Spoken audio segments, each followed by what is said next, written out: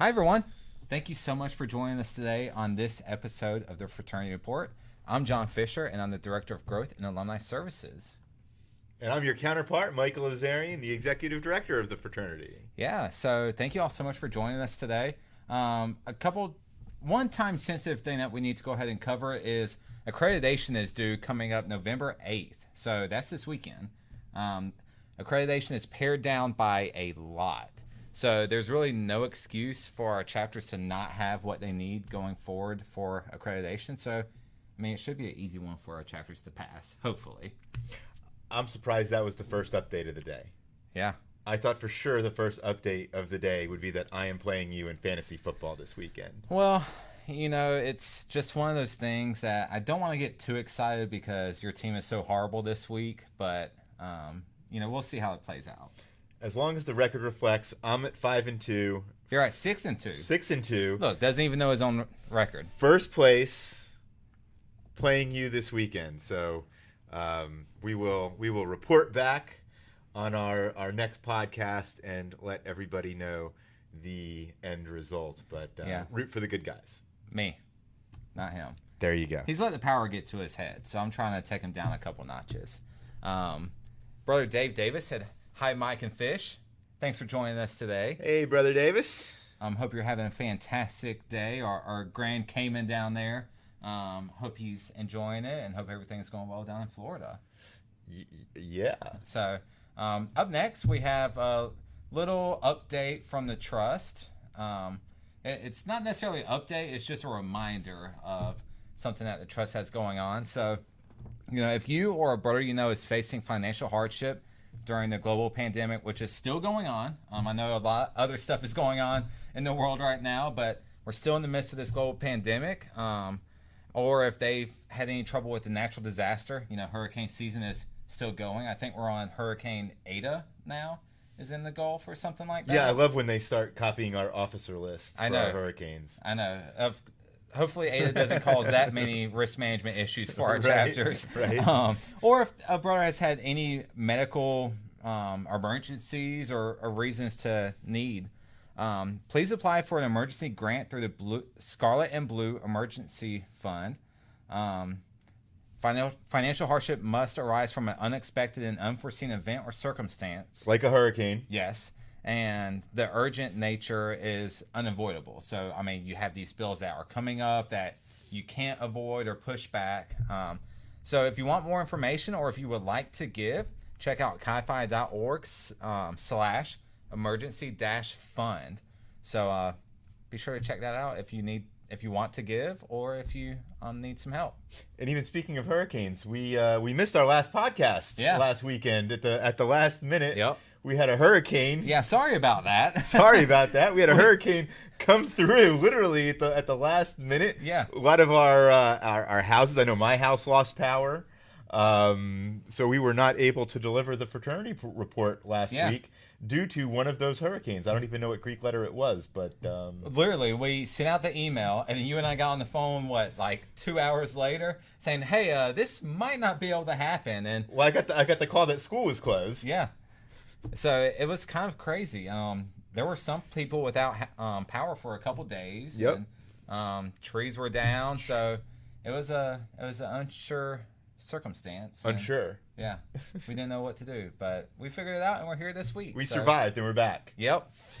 So next up, Michael, I don't know if you want to provide an update on fees and all the stuff that's going on with that and chapter dues. Sure. So, you know, right now we sent out some warning letters to our chapters that they need to be in compliance with the financial policy of the National Fraternity. So if your chapter got one of those letters, either pay your money or give me a call or send me an email to work something out. One of the things is if we don't hear from you, we suspend you. Yep. So it's always better to address these issues on the front end than the back end. Yep.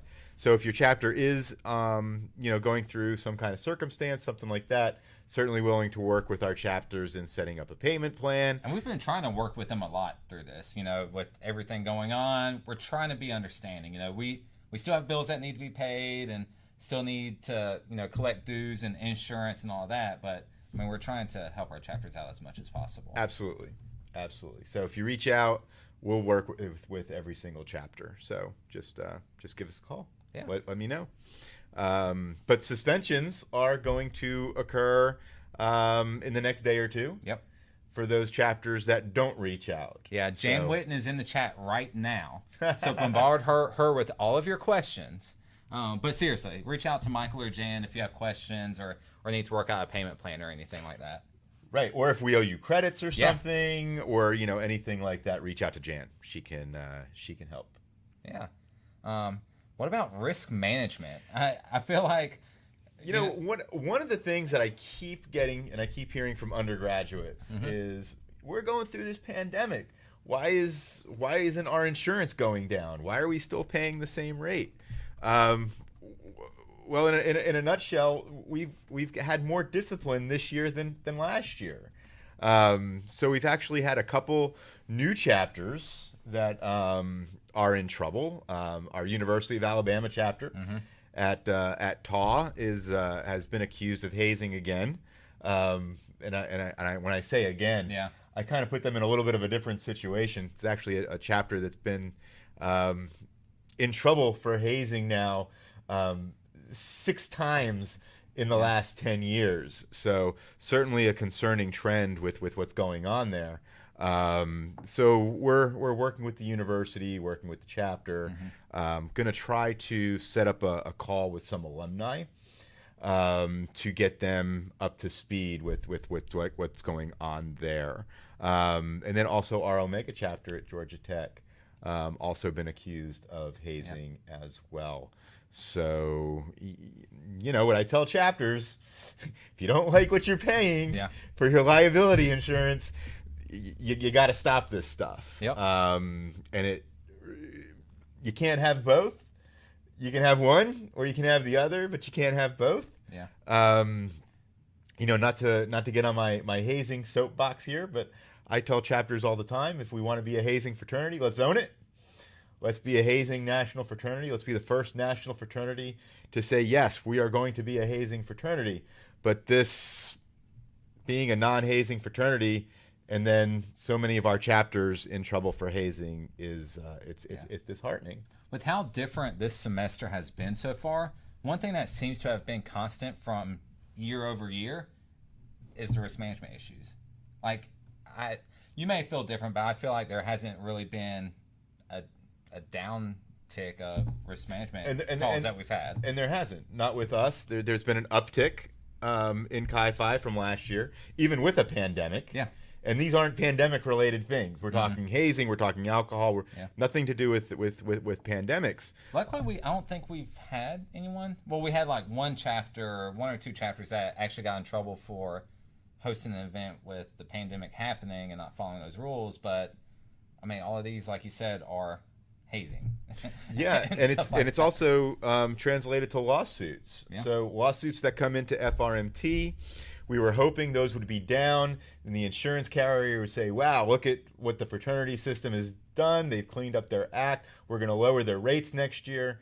But there's been more claims filed against fraternities this year than last year, even with the pandemic, and none of these cases are pandemic related. Yep.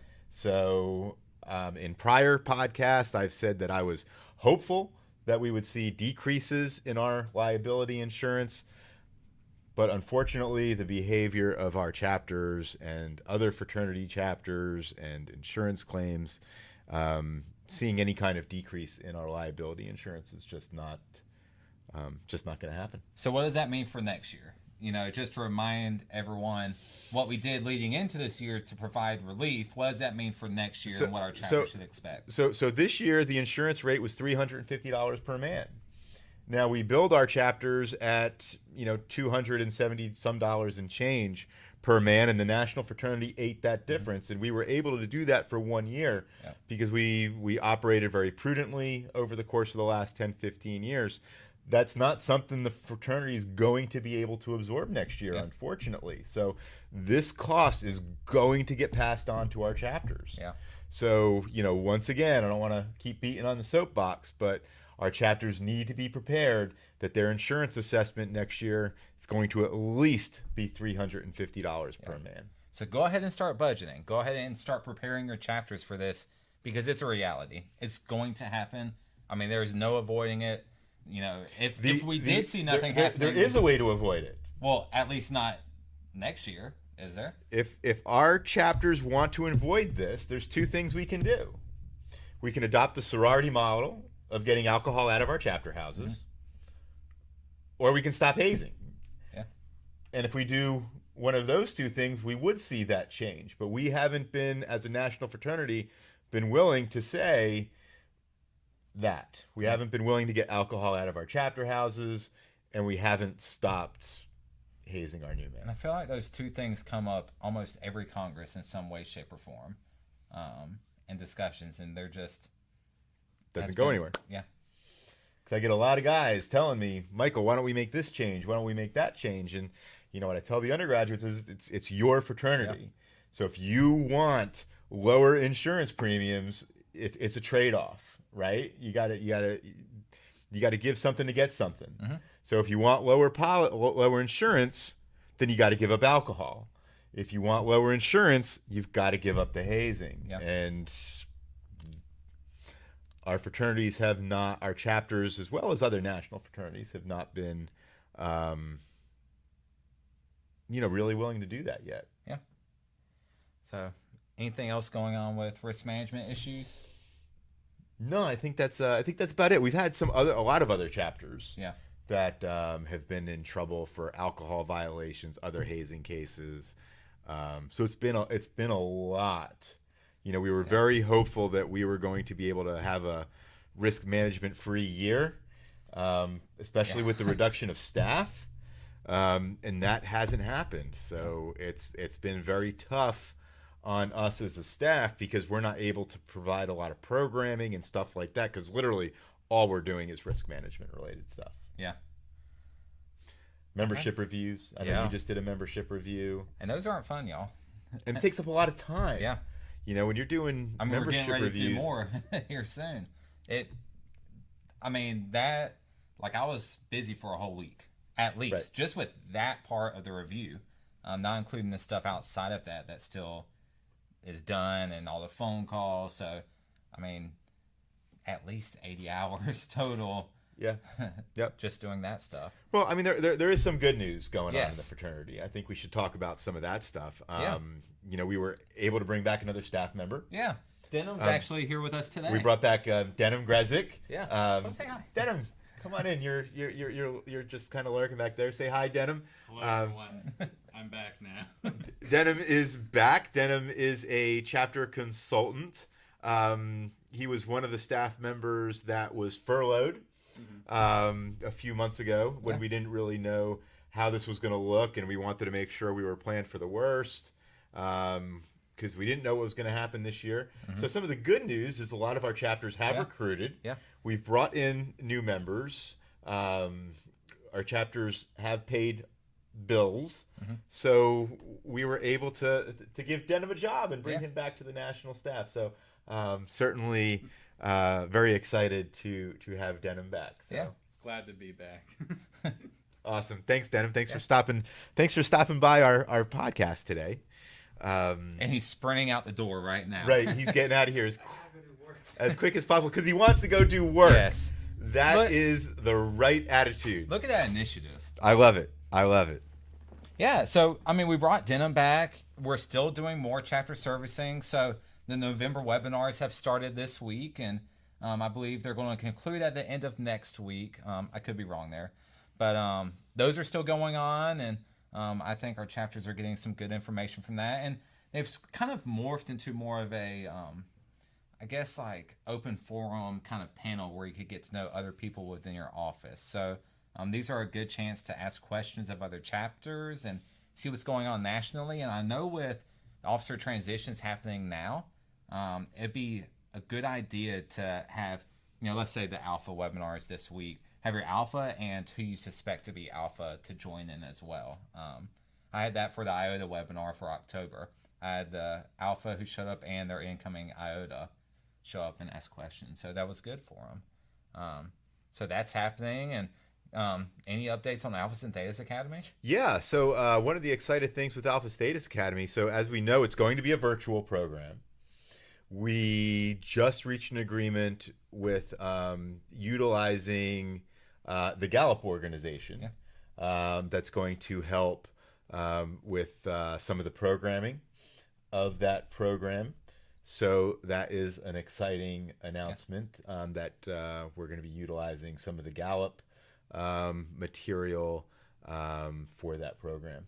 And in terms of time, because it's virtual, and I'm sure our brothers that will be attending, they may be worried about, crap, Alphas and Thetas Academy was all weekend before, and I don't want to sit in front of a computer for that long. What time commitment can they look for heading into Alphas and Thetas Academy? Well, the program's going to be reduced. Okay, so what we know is doing these virtual conferences. Really, it's got to be a day long. Yeah. And it can only be 4 or 5, 6 hours at the most. Yeah. So it's going to be a much shorter, condensed program. Yeah. One of the things with utilizing the Gallup organization is we can do some of the work on the front end. Mm-hmm. So, you can take your strengths test and stuff like that before the program starts. Yeah. So it's going to look a little bit different, but the program's going to be no longer than a day. Yeah. So we're going to, we'll start Saturday and we'll be done by the afternoon. So it's not going to, go into the evenings or anything like that. And there will be plenty of breaks in between, Potty breaks. Yeah, make sure you can lunch get up, breaks. move around, go pet the dog, all of that stuff. So, we don't want you just sitting in front of a screen nonstop. That's not healthy for you. Correct. So, Alphas and Thetas Academy still happening, virtual. Again, accreditation is due this upcoming weekend. Make sure you have that in by 11:59 local time. I've already received some questions from people that did not attend the accreditation webinars, but I'll go ahead and answer this now, just in case you were curious. There is a section that says COVID-specific policies. If you don't currently have that, you don't need to make it up. This is just so that if you have that, we can provide feedback. You're not going to be negatively impacted or anything like that. We just want to make sure your policies look good and help you out with that. So if you have any questions leading into that, let us know. It's very condensed. Literally chi-fi.org, you click member resources, click accreditation, all the information's right there. Any more updates on chapter services? No, we're still doing a lot of virtual initiations. Yeah. There has been some chapters that haven't been aware or are not following the 2-week mandate in terms of initiating within 2 weeks. Mm-hmm. So I know we've been encouraging a lot of our chapters to make sure they're in compliance with that because it is still a requirement, and it's going to be a requirement for the spring semester as well. So it's not just something that's going to be in place for the fall. It's going to be something that's going to be in place for the spring as well. So 2 weeks from the time of pledging to the time of initiation. Now you can continue educating people outside of that window, but the time from pledging to initiation can only be 2 weeks. Yes. Make sure you're following that. I feel like we've communicated that a lot, but chapters are still falling through the cracks. So if you have questions, let us know. Or, if you need help with something, give us a call. Again, communication is key. And if we don't hear from you, we can only assume the worst sometimes. So please do that. Also, update your rosters in chapter leadership as soon as possible because there's going to be a lot of communication going out heading into winter break and this upcoming spring. So make sure you update your rosters and all of your leadership. Anything else from that end? No, not really from my end. We'll be having another Grand Council meeting sometime in the next few weeks, probably right after Thanksgiving. Just kind of a wrap up the semester meeting. But other than that, we'll be working on Alpha Status Academy. Yeah. And wrapping up the school year. Yeah. So we're into November now. Just had an election. Yeah. I know we're still waiting on results of that election.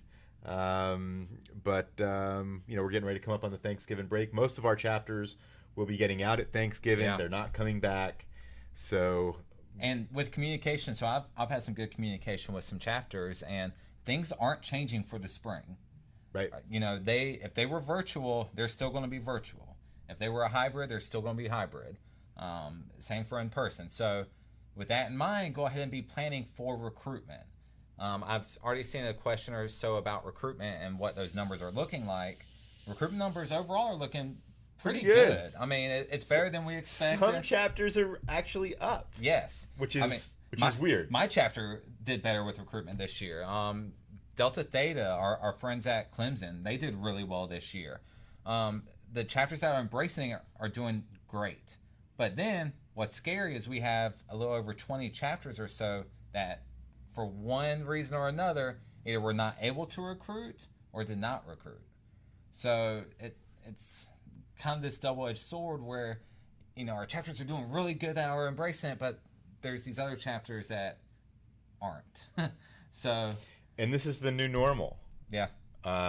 You know, so we were talking about a chapter today that, you know, we're not going to do virtual recruiting. Yeah. We're not interested in that. And, you know, I hate to be blunt, but, you know, chapters like that aren't going to be around in a year from now. Yeah. And they're really not fully understanding that by not recruiting, you know, you're really cutting yourself off, and you're really putting your chapter in a very dangerous long-term situation by not doing that. So, you know, this is the new normal. Yeah. And we don't even know how long this is going to last. No. So, I mean, there are some reports that the first vaccines are going to be available in the summer, but that's going to be for your frontline workers and all those people. I mean, there's no telling when. we don't know how long this is going to Yeah. last. So we need to adapt. And, you know, there's a saying out there, you either adapt or you die. And I'm seeing a lot of our chapters adapting and thriving. Yeah. And I'm seeing a lot of our chapters not adapting, and they are dying. We have quite literally heard from some chapters that have adapted saying, why weren't we doing it like this before? This is great. Right. They spend almost no money. It's easy. They actually get to know the people, and they're bringing in great members. So adapt. And if you have questions, ask them. And speaking of which, you ready to tackle some If we live got questions? some live questions, So Brother Benton's in chat. Brother Rawls is in chat. Brother Olseth is in chat as well. Thank you all for joining us. And thank you, Jan, for stopping by. Let's see. And Brother Schultz had a great conversation with Brother Andrew Schultz from Alpha Delta the other day. is that junior or senior? You know, Junior. Okay. Junior. Spoke with him the other day, so that's good. Thanks for joining us. So first question from Brother Rawls. You know, we missed you the last time we had this. We've missed Brother Rawls. I miss his questions. I think he was driving in the car during our last podcast. I was surprised he didn't pull over just so he could type up some You know, questions. I was pretty disappointed that that he did not make more of an effort to Yeah. get some questions to us. Well, he's made up for it this time. But I'm glad he's back. Yeah. So, who would you consider your Chi Phi mentor as an undergraduate? Once working for the national office, did you gravitate towards another mentor? And in both cases, how did that relationship help you? You know, my mentor at the time when I first joined the national fraternity, it was a couple people. It was Bob Walker, who was on council at that time. It was also Rick Hess, who was the national director at the time. He played a pretty big influence on me. I loved Rick. He was he did a lot of things well for the national fraternity, and a lot of things not so well. Another one of my mentors was actually Trish Blumker, who kind of was brought in to fix a lot of the things that Rick had done. But she had helped me a lot, and she took a large interest in me as a staff member and wanting me to develop. So she gave me a lot of direction, things that I could do to, you know, better myself. Let's see, who else? Also, I had a lot of other consultants that really helped me. Seth Shuckman was a chapter leadership consultant the same time I was a chapter consultant. We're still friends, really good friends to this day. When it came to Alpha Theta's Academy, I picked up the phone and I called him because I know he works for Gallup. Seth, how can you help us out? I was in his wedding. He was in my wedding. So, you know, people like Seth Schuckman, he's in Nebraska now, you know, still plays a very large role in my life. And I think that's what being a Chi Phi is about, is making those lifelong friendships and building those lifelong relationships. So there's a couple people, you know, right there that were pretty impactful to me. Nice. I mean, for me, as an undergraduate, when I came in, it was me. Well, anyways, so you might remember him as Sport, Jonathan Smith in the chapter. Yeah. On the national level, I don't know if it was a mentor, but I really looked up to Jim the Soderquist. first couple times I met him, because I mean he just had an impact, and he remembered me for meet me like for 5 seconds. So that had a huge impact on me. And then when I joined staff, I mean, you were a big mentor for me, and you still are. I mean, I think I kind of replicate some of the ways. I am not going to take any mercy on you this weekend, Fisher. No, sorry. no, that's fine. That's fine. I see what you're doing here. Yeah, but I try to replicate some of the things I do off of your style, and then, you know, I didn't even know I had a style. You have a style. You have a style. Anyone in chat that knows Michael says they have a style. So yeah, I think that's big right now. Yeah. Jim still, I look up to Jim a lot. Ron, definitely look up to him a lot. Andrew Schultz Sr., he had first time I met him, he was like, "Why didn't you stay with me? You know, why are you in a hotel?" Every time we would go, I would go to Tampa with Jim Soderquist, and every time he'd be like, "Why are you staying in a hotel?" So that had an impact on me just because I met him for the first time, and he's already extending that hand of brotherhood. So, and I told Andrew that the other day about his father. So, good question. Let's see. John Thralls, how are recruitment numbers coming out of chapters this fall? I mean, we already answered that. They're looking better than we expected. Better than we had expected. So we had budgeted anticipating kind of a worst case situation, because going into the fall, we didn't know what was going to happen. So we budgeted for a 50% loss of membership. And I'm happy to report that it has not been that bad. Now, we're not hitting the same numbers that we've hit in prior years. So to be very honest with our audience, we are going to see a loss of members. And that loss right now, it's going to be somewhere between 10 to 25%. Which is better than we were expecting. We were expecting and planning for 50% because I wanted to plan for the absolute worst. But at least where we are now, it's going to be somewhere between that 10 to 25%. Yeah. And then we're also joined by Robert Crane and brother Glenn Johnson. Glenn Johnson down in San Antonio? Yeah. He said, "Howdy from Texas." And he goes, "You're streaming fantasy results? Really?" And Jan goes, "Oh, you have a style." So see? And then let's see other questions. Brother Rawls again. I told you he made up for missing that one meeting. He's got to make up for lost time. Speaking of insurance and increases with that, please mention that the national office is subsidizing. We mentioned that. Yep, we are subsidizing almost $90 per man. Yes. So, you know, I can't say that enough because a lot of chapters, you know, they forget that. they forget that part. They see their bill, they pay their bill, but just to keep hitting it home, and not just for our undergraduates, but our alumni, you know, need to know as well that the National Fraternity is paying $90 per man on behalf of our chapters right now. Yeah. And that's simply not sustainable. No. So, you know, we need help. We need assistance.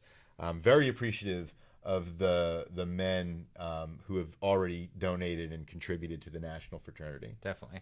So with that, Brother Rawls said, how does next fall look for the current member dues, pledging, and initiation fees? Do we anticipate any increases in those fees? No, you know, I think, you know, so I look at it as things that I can control, things that I can't control. Mm-hmm. You know, one of the things that I can control is our expenditures at the office. So I can sit here and say, I don't plan on raising undergraduate dues. Yeah. Now that doesn't translate to insurance because I Yeah. don't. The insurance company can't tells me control. how much the insurance, just like your car insurance, right? They tell you how much it's going to be, and you got to pay it. So I don't have as much control over that. But what I can commit to our undergraduate chapters, at least as of right now, that I have no intention of proposing raising undergraduate dues or pledge or initiation So, fees. so you mentioned you could control the expenses of the national fraternity. Is there any insight you could give to the people listening of what we've been trying to do to cut costs and try to ensure that we're not going to raise fees this upcoming year? Well, there's only two things you can do, right? I can increase revenues and I can cut expenses, and we've done both. So we cut a number of staff members, bringing Denham back. So we've basically cut 3 full-time staff positions. One of the other things, and a lot of people don't even know this is going on, but we're moving. We're not changing locations. We're not changing our mailing address or anything like that. But we are literally what we're doing is we're cutting our office space in half. Yep. So half of our office upstairs, we're not going to be renewing our lease with the Educational Trust. So we're going to be saving half of our rent payment. So $3,000 a month. A little more than that is what we pay the trust. So we're going to be saving $1,500 a month going forward by essentially downsizing our space. And that helps the trust too, because they're able to look and find more renters and all of that. Sure, and it helps us, and it helps our members. It helps keep our fees lower, and it makes up for a lot of the membership loss, that 10 to 25% membership loss that we talked about. Downsizing helps that. So that's another project that we've been working on. I actually just moved my office last week. Yeah. I know you is. helped me. It looks hectic in there. It looks like a bomb went off. It does, but that's because I'm moving. Yep. So I haven't had a chance to unpack my new office yet, but that's another way that we're cutting costs to our undergraduate members. And we're also raising revenues as well. So while we're not necessarily raising our revenues through our chapters, the Educational Trust was very generous to the National Fraternity during this pandemic. So they gave us an additional $40,000 in monies. So that's helped on the income side. We've also done a little bit of fundraising that's brought in almost $40,000. So that's bringing in revenue as well. So we're doing the hybrid thing. We're reducing our costs, reducing our expenses, and increasing our revenues where we can to make up for the lost revenue of our undergraduate membership. We've asked our undergraduates to adapt, and we follow suit. So we've tried to adapt as much as possible. We have to lead the way on this thing. Yep. And then Brother Schultz, in spite of deferred freshman rush and virtual recruitment, so at Penn State they've changed to deferred. Due to the tragic death that happened there. The chapter reached its goal of 8 quality recruits this fall. So awesome. Good job up there. And had a good conversation about virtual recruitment with him the other day. Brother Rawls, will the office be sending plaques to chapters for awards won this summer? And what is the status of issuing the Sparks medals? Good question. I actually don't know the answer on the Sparks medal. Yeah. I know that's an Educational Trust specific program. Yeah. Just so everybody knows that the Sparks medal is an Educational Trust program. Yep. I can certainly get that answer. And Brother Rawls, I will make sure I get that answer for you. And I will send you an email, or Fish will send you an email. Somebody will get back with you and let you know the status of those. And that could be something we Spark include medals. in like a grapevine or something, just an update for everyone so that they know as well. And provide the link to it and make that easier. Yeah, let's make sure we get that on our list of things to update. Yeah. And then plaques for awards this past summer. So we did announce those virtually. Our initial plan was to give them out at Alpha Stegas Academy, but we're not going to be able to do that. Yeah. So it's looking more and more like we're going to have to utilize the United States Postal Service to get those awards out there. So we're going to have to mail them. They'll still get their plaques, but hold up. Derek is watching. Derek Hinton. Thanks for watching. Another one of our very dedicated staff members. He already provided an update on Sparks medals. Sparks medals are set to be sent out no later than Thanksgiving. They're being engraved and awaiting addresses. Well, there you go. Look, we are on top of things right now. You know, it's you know what this is, Fish. It's us adapting the way we work as well. Yeah. A lot more text messaging, a lot more Zoom calls.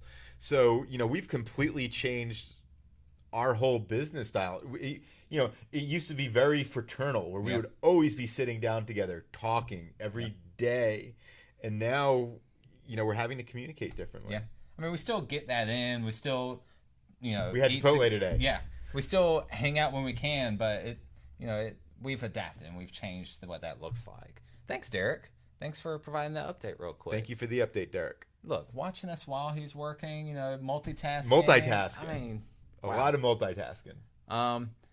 Another question from Brother Rawls. Would you agree that a large number of schools will delay spring classes or be virtual, and that chapters need to plan now for virtual recruitment? We've kind of already addressed this. But the answer is yes. Yes. Like, they need to plan for virtual recruitment. And I've been telling groups, it's easier to convert your virtual events to in-person than the vice versa. So, go ahead and plan for virtual. If your chapter had to do virtual this fall, or if they weren't allowed to recruit and the university was virtual, more than likely it's going to be virtual in the spring. We're not seeing any changes from what has happened from the fall to the spring. Well, also, it's good planning. Yep. Right? Have plan A. Yep. Have a plan B. Yep. And then have your plan C. Yep. And I know that's how we did Alphas and Thetas Academy. Right. I mean, as well as almost everything we're doing at the national office this year is, what's plan A? This is what we want to do. This is what we're going to do. But we better have a backup plan. Yeah. And you know what? We also need a backup plan to the backup plan. Yep. So when it comes to recruitment for the spring, have your plan A, your plan B, and your plan C. Yeah. And in terms of starting later, I'm seeing a couple maybe start a week later than usual. Yeah. I mean, it's not too different, but that's going to be on a case-by-case basis. If your university started later like Clemson did, I don't know if they'll be starting later in the spring, but it's a wait and see, because I think what we're waiting to see is are these schools going to release early? Yes. Are they going to go until Memorial Day, or are they going to get out in mid-April? Kind of like they're doing this fall. Right. Brother Schultz, insurance. Is there any way to reward good behavior at chapters, like a safe driver discount? Someone is aware of State Farm and their insurance commercials. Otherwise, the good chapters are penalized by behavior of others. And I hate to keep going back to Congress and stuff like that, but for the last, Fish, 5-6 years. At least since I've been on staff, so yeah, 5 or 6 years. Every single Congress, I have gone up on that podium and said, brothers, let's change the structure of our insurance program. Mm-hmm. Let's give discounts to good chapters. The hard part is, if this was my world and I was Chi Phi dictator, that's exactly what I would do. But the unfortunate part is I'm not the Chi Phi dictator, and I have to follow the policies that the national fraternity puts in place. And some of the chapters think we could just do that. Like, some of the undergraduates literally come to us and say, well, why don't you change it? We can't. Right. We can't. We're it has to go through Congress. And there's that disconnect there that they think we could just do what needs to be done. Because we think it's the right thing. Yeah. Yeah, if we did that, I mean, they would come for our heads. They would be pretty upset with us. So stuff like this has to come from Congress. So what I pitched, 5 years ago, I had a big plan and a big program on discounts, and it was going to be tied towards accreditation. Mm-hmm. It was also going to be tied towards your discipline record.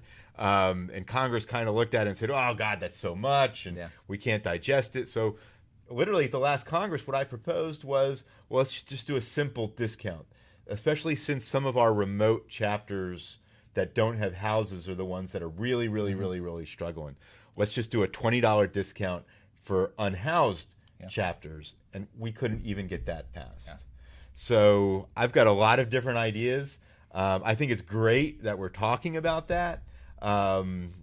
because I think now is the time to put something in place on that. And I would certainly be supportive of it. And I think you basically just look at a handful of things: housing, your risk management history, and do you pay your bills on time? Yeah.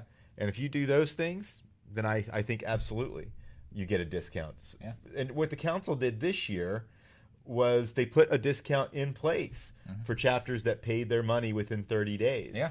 So I want to see more and more of that because we had such great success with that. So something I'm going to be proposing and advocating for. Yeah. Hopefully we have Congress.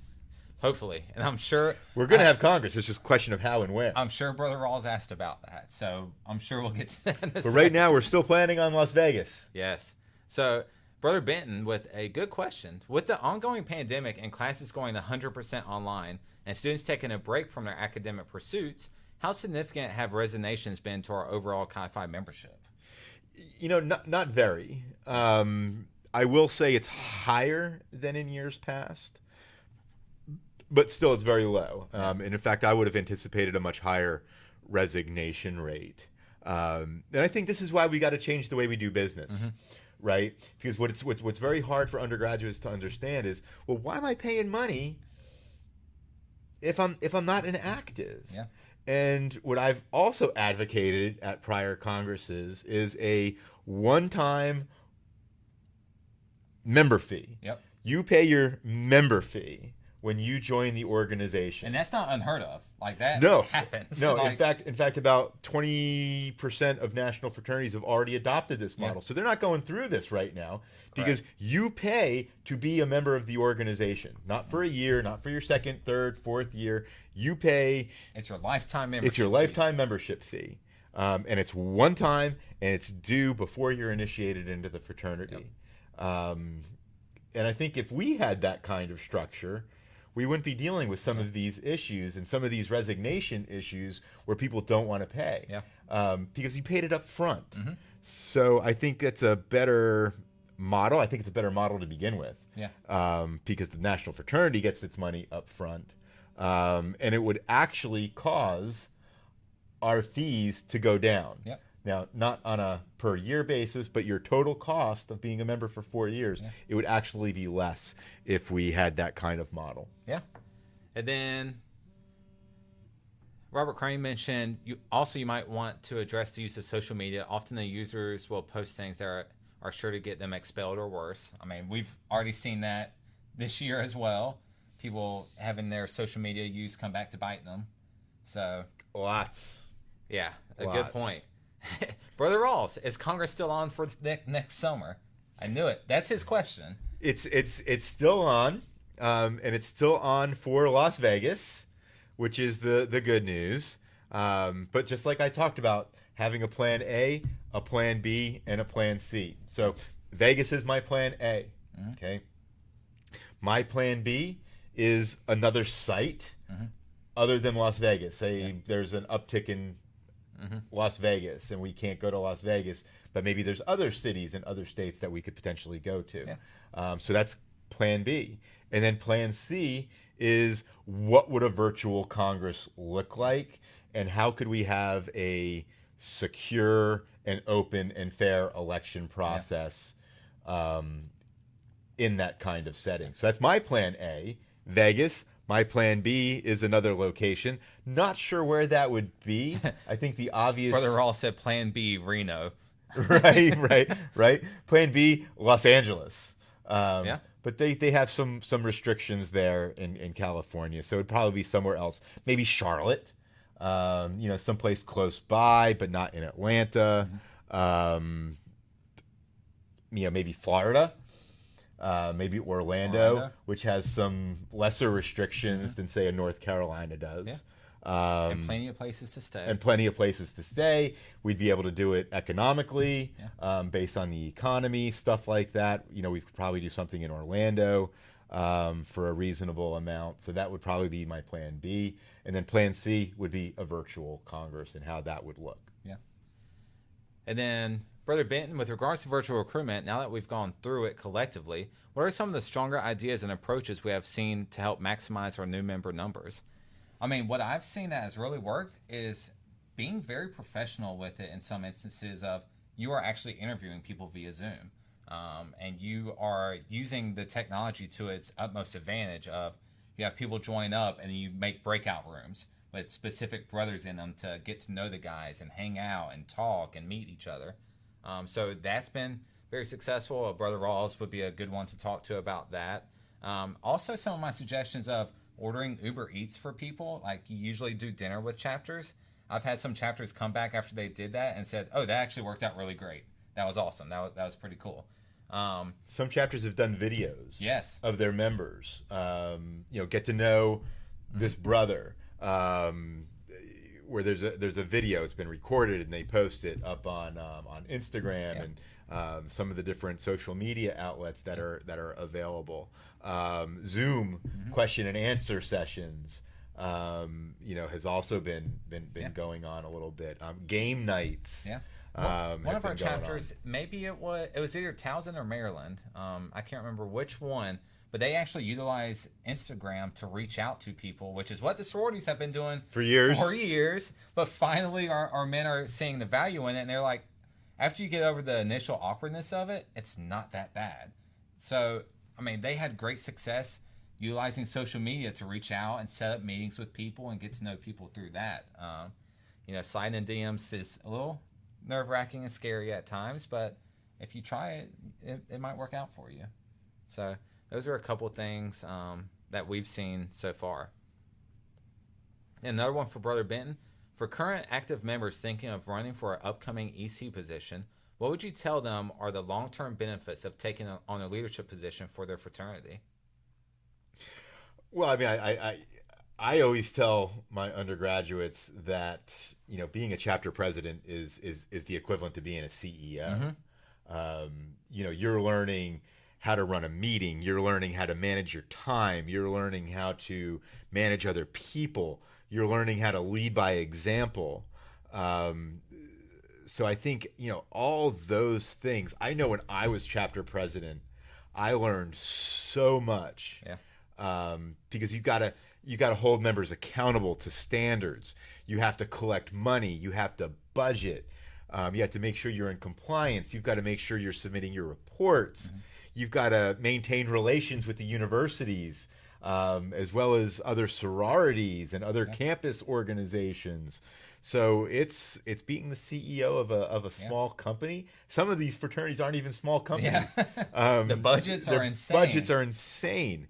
So it is the equivalent of being a CEO, and there's no better place to learn those types of skills than being in a fraternity. Yep, I agree.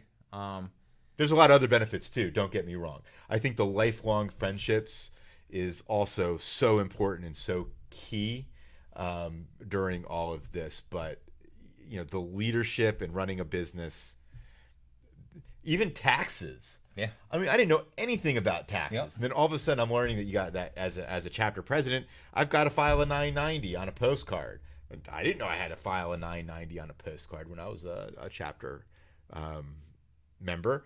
But when I became the chapter alpha, that was something that I learned. And then Brother Johnson said, in terms of influence on yourself and on the fraternity, he said Big Baby is a huge influence on the fraternity. So I guess is he Big Baby? He is Big Baby. Okay. I've never known him as Big Baby, so hey, whatever you want to tell yourself right now. I'm just kidding. And then Brother Rawls, after 8 months on the COVID roller coaster, how has that experience changed or formulated where you think Chi Phi is going and where it will be in 10 years? Well, I want to get off the roller coaster. Yeah. And 10 years is a long time. Yeah. I repeat his question one more time for me. So, after dealing with COVID, how has the experience changed or formulated where you think Chi Phi is going and where it will be in 10 years? So what's our 10-year forecast post-COVID? I think the fraternity is going to be fine. Yeah. I think surviving this first year was my biggest concern, because I was just afraid our chapters were going to fall apart. See, he goes, in 5 years is okay.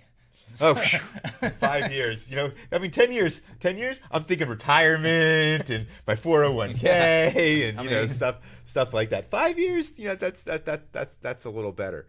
But I think some of the things that we're not going to see changed is a lot of this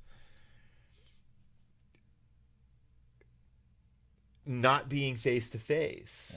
And I think it's what this has taught us is you don't have to, you still have to socialize because we're social creatures at the end of the day, but you don't have to throw big parties. So when I look at where the fraternity is going to be in 5 years, I really think the fraternity is going to be better for going through this, because I think what it's going to teach us is you don't have to haze to have a good brother. You don't have to have a long 10-week new member education process for members to learn. So where I see us in 5 years, I see us having shorter new member education periods. I see us having more invested brothers because they're not going through that process. I see less of a focus on parties and alcohol. I see more of a focus on brotherhood and brotherhood events and doing things as brothers. I'm also would say a fraternity that's more focused on ritual than in years past. I've seen a lot of chapters doing virtual initiation, which is kind of transformed their thinking, where they might have done initiation incorrectly or not done it at all in some cases, but kind of a reconnection of our values. I think the other thing that this has also helped the fraternity is it's gotten rid of the quitters and the people that aren't invested in the organization. I think those are a lot of the guys that have resigned their memberships and have quit the organization. So I'm seeing the guys that are sticking with it, the guys that I want to be members of my organization. We literally had people quit fast, too. I mean, I don't know if you remember the email we got from the one brother saying if recruitment's virtual, I'm quitting. Right. Bye. Like, immediately he said that when we sent out an email saying, hey, FYI, and this was back in the spring.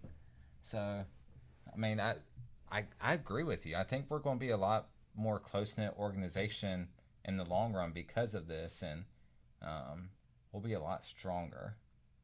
So, we'll see. You know, tough times brings you together. Yep. Right? And I think going through this tough time is going to make us a closer brotherhood. And I dread the next 6 months.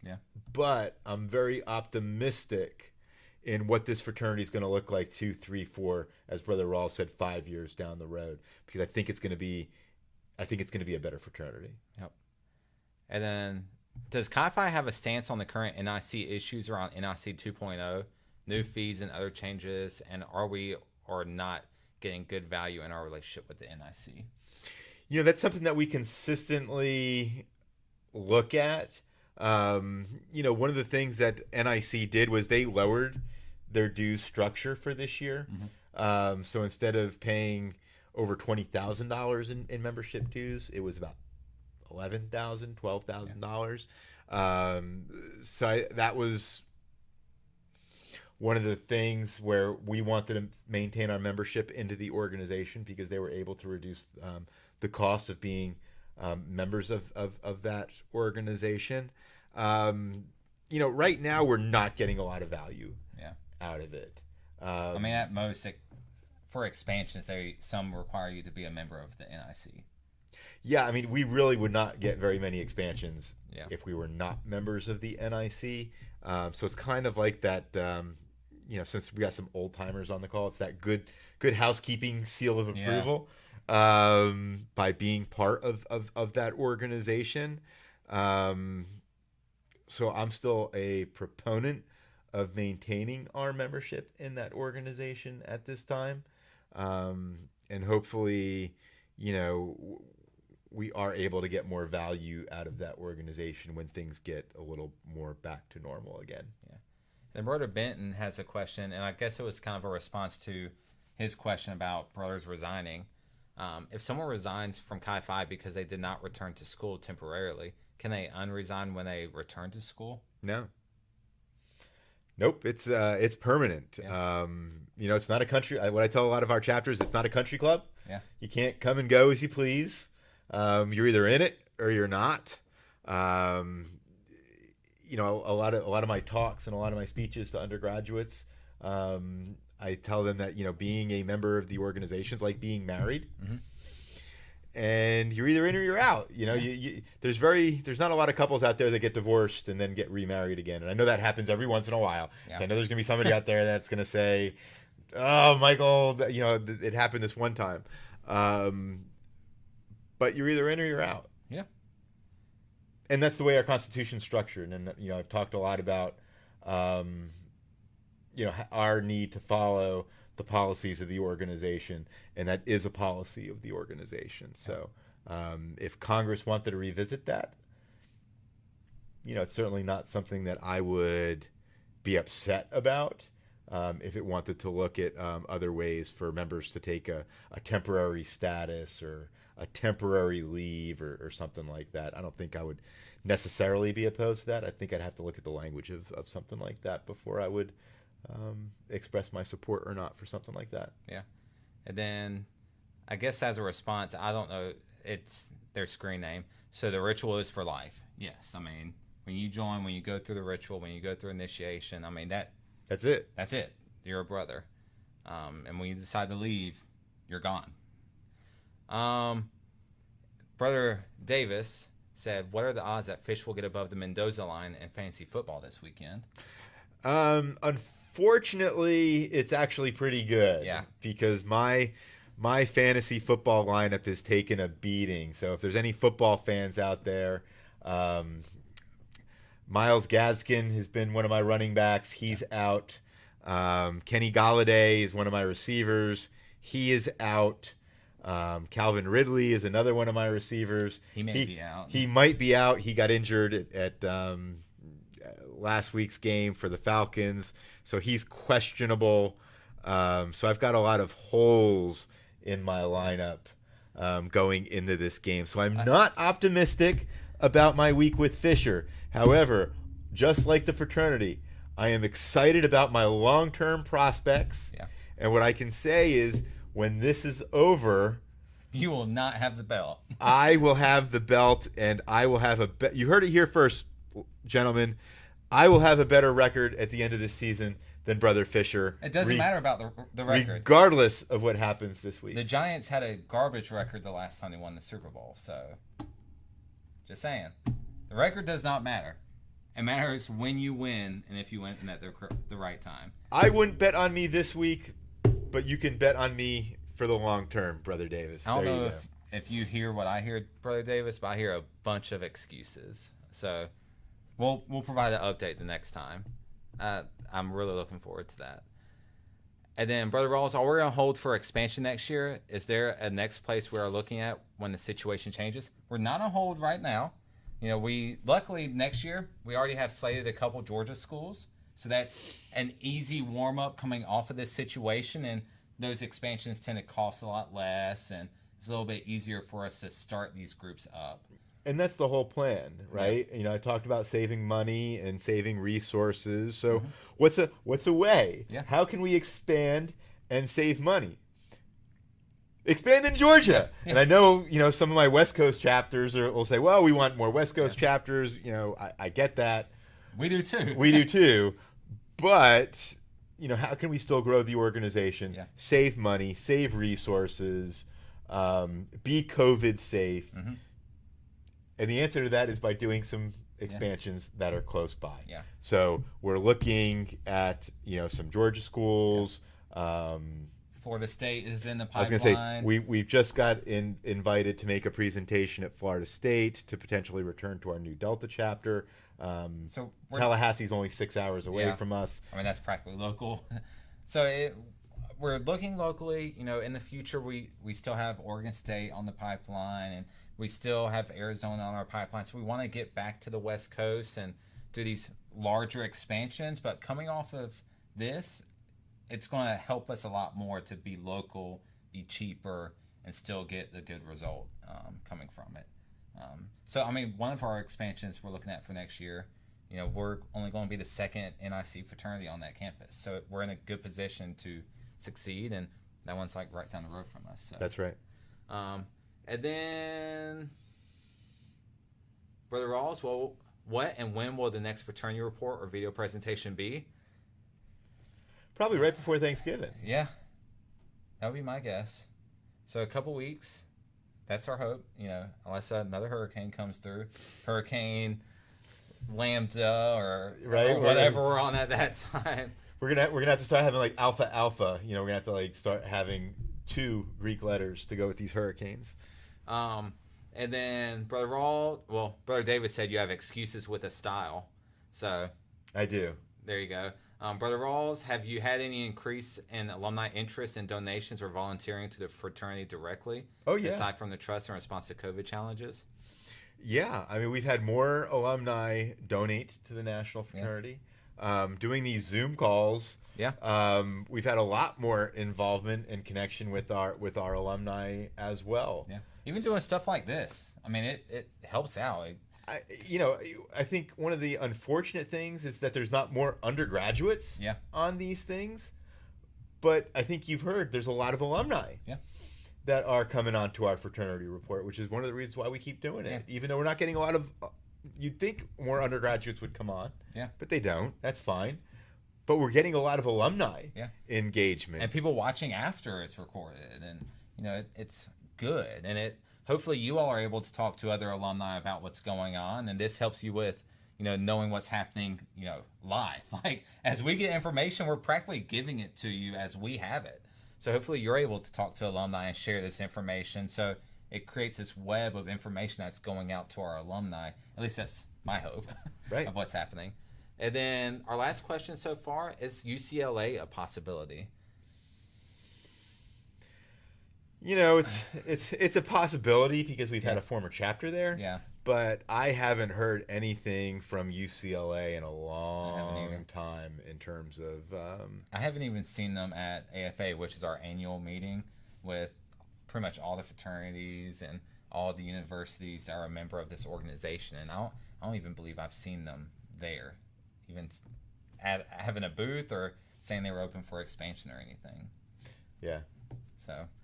I would love to get back out there, but, we're always looking for opportunities to expand. So, if you all have any suggestions or if you've heard anything locally of groups, let us know and we'll follow up with it as well. More eyes and ears, the better. So, I think we're done with questions. Do you have any final thoughts you want to leave with everyone? This was a long, good one. We went from one that was 15, 20 minutes to this one. So, yeah, I think the future for Chi Phi is bright. We just wrapped up an election, which was exciting. Yeah. Wrapped up. It's not wrapped up, but everybody's at least voted. Yeah. I saw a good Groundhog Day meme today. Yeah, I know. I saw it posted on your Facebook. It's election day. Again. Right.